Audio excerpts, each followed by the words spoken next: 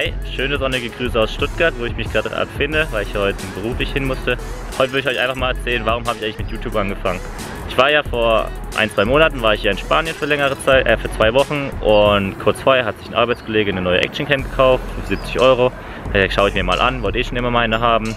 Kann man nicht großartig viel falsch machen für 70 €. Habe ich mir den auch noch kurzfristig bestellt und habe es dann einfach mitgenommen nach Spanien. Da dachte ich mir, ich gucke mir eh regelmäßig Vlogs von anderen Menschen an. Warum machst du es nicht auch einfach mal, wenn du jetzt eh schon die Möglichkeit hast, so mal 2 Wochen unterwegs zu sein im Urlaub, nimmst auch einfach mal Videos auf, statt immer nur Fotos.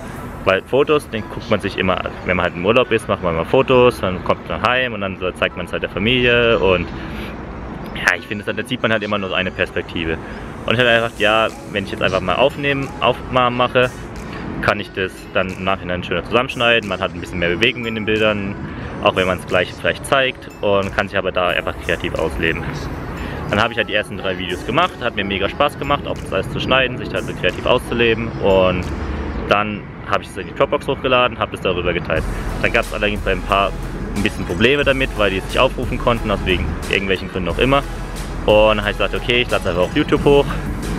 Warum nicht? Kann man halt auch wunderbar zum Sharen benutzen. Habe ich das gemacht, habe die nächsten Videos geschnitten, hat mir immer noch mega Spaß gemacht, kam halt auch gutes Feedback zurück.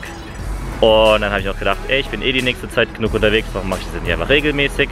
Habe es jetzt bis jetzt auch, glaube ich, geschafft, jede Woche ein Video hochzuladen. Und habe es auch vor den nächsten Wochen zu machen, weil jetzt noch die großen Sommerferien kommen oder Urlaub bei mir und auch nächste Woche schon wieder unterwegs bin. Ich habe gesagt, warum mache ich das einfach so? Weil ich mir es eh gerne anschaue.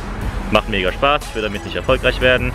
Ich will es einfach so lange machen, wie es mir Spaß macht und wie lange ich das erlebe. Und das ist die Geschichte, warum ich mit YouTube angefangen habe.